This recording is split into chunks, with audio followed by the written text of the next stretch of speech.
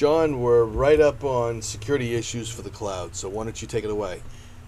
Sure. Well, again, this is going to be such a high-level overview because there's so many aspects here. Oh yeah, I can imagine this can get quite granular. But again, I want to just try and get out some main points about security with cloud deployments.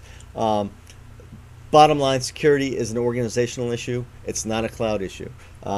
It relies on extending existing policies, not creating new policies. Again, it's not going to do magic for you, and you should not use the cloud migration as a process to build in your deficiencies or close those deficiencies you already have. Those should be done in a separate effort, and then extended to the cloud. Okay. But there's again some areas that I would like to touch on. One is access. Access. We talk about role-based access control, resource-based access control. Needs to be in place. You need to have an identity management system in your infrastructure already. Well, it gets back to some very basic discussions. Very, very basic discussions. Absolutely. Yeah. Yeah. So. And the only thing that cloud does introduce is something called Federated Identity Management. If we don't want the cloud to manage users, specific users. Right. So the way you do that is you build the trusted tokens between systems, between your company and Amazon or Google or whoever you're dealing with, or Microsoft, and you use these tokens are called federated identity tokens. So Sure. Federated identity management allows both companies to trust each other, and it relies on each party on each side to ensure that they're doing their due diligence with access control.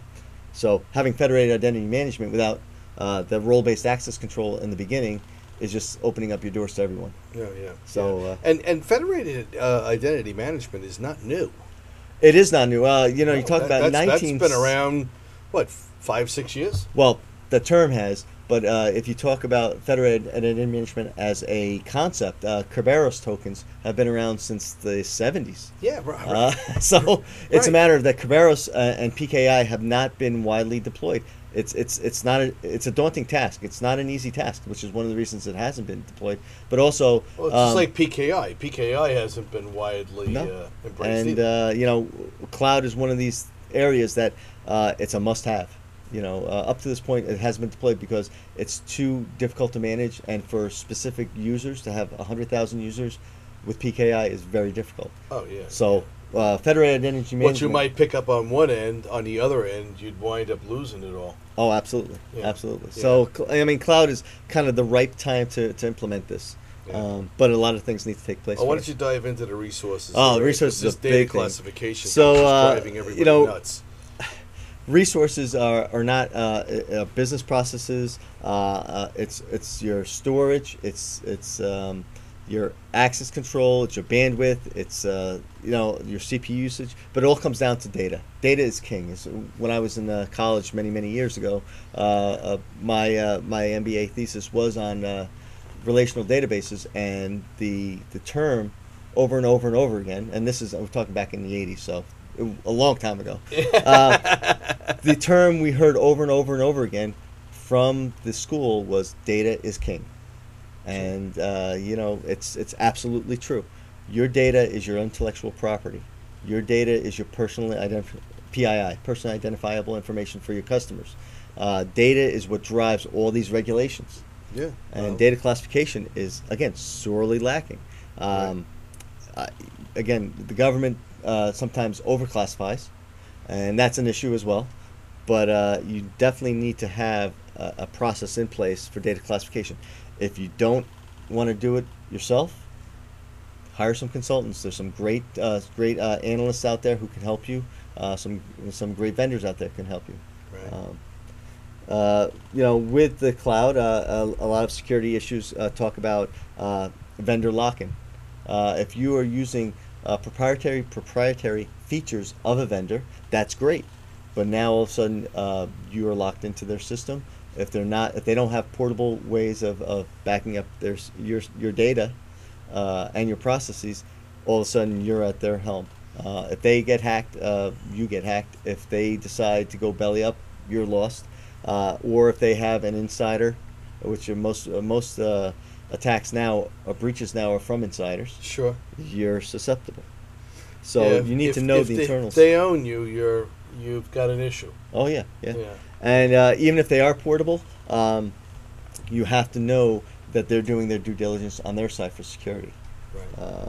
And then Right. that Well, I guess that's part of that is the importance of your SLAs, and that could become really more and more important as companies go to the cloud for different processes. oh, absolutely. And the SLAs should also, you bring up a really good point, because SLAs should bring up or identify issues of who's responsible for log management, who's responsible for incident analysis, SIEM systems, SIEM systems. How about response? Response, who's responsible for response, or when you get notified. I had a client where their whole system was breached by a rootkit. Again, it was an insider who was fired and left trails so they can get an access. Okay, that's usually We had what it no is. knowledge. The cookie crumbs Yeah. left behind. And the client had no knowledge of it. All of a sudden, one day they woke up and their system was set back by a week. And they're like, well, what happened to our system? And digging deeper, we found out that the managed hosting provider found the breach, didn't notify anybody, just reset it back to a backup date when they knew the breach wasn't there. And so who gets notified? Well, now our SLA does include that we get notified for every little thing, sometimes overkill, but better than finding out you've lost a week's worth of business. Oh yeah, a week. A week. I mean, that could turn out to be hundreds of thousands of dollars. It could. Luckily it didn't. And for some banks, that would be millions to billions. And there's this whole issue. Well, the breach occurred. If the person did get the credit card database, which was encrypted, thank God, but if they did get it, rolling your system back to a week doesn't solve that problem. No. No, Data's already out there. Yeah. And legal aspects. There's so many legal aspects when you go into the cloud. Data location awareness. We talked about this before. Where's your data being hosted? Because legally, you need to know you're liable for it. Right. Your operations. If you're operating with intellectual property, it's a big deal. The delineation of responsibilities we just talked about. Who's responsible for what area? A lot of this, John, kind of reminds me of the days I used to play sports, and I'm a big, for those people who know me, I'm a big basketball, fan, aficionado, player. I'm not any good at it, but I like to play it. And one of the first things they teach you before when you play basketball is they don't give you a ball. All right, you have to learn how to run. You have to learn how to take control of your own body and your own mind and your footsteps and the different patterns and different plays and things like that. And then after a week of that, they throw you the ball and they say, well, here's a basketball. Yeah. Now let's see what you can do with it. So a lot of this is the same. I draw an analogy to a lot of this. Absolutely, it's a progression. Yeah, And it is a progression. Yeah, and in coaching, that's what we do. We when you're teaching something, you teach in a progression. Yep. You have your end goal, but you're always going step by step. One of the big things I want to talk about with legal aspects is the legal obligations. Yeah. What happens if your ISP or your cloud provider gets subpoenaed? Are they going to be giving the government your data or the lawyers your data? Sure. Or are they going to give them any other data? And what if you get subpoenaed? Your organization gets subpoenaed. What is the legal obligation of the cloud provider to hand over your data? So there's a lot of really sticky issues here with the legal obligations and security. One of the biggest examples is Google. Who owns your data? Well, every search you do is actually property of Google. Yeah.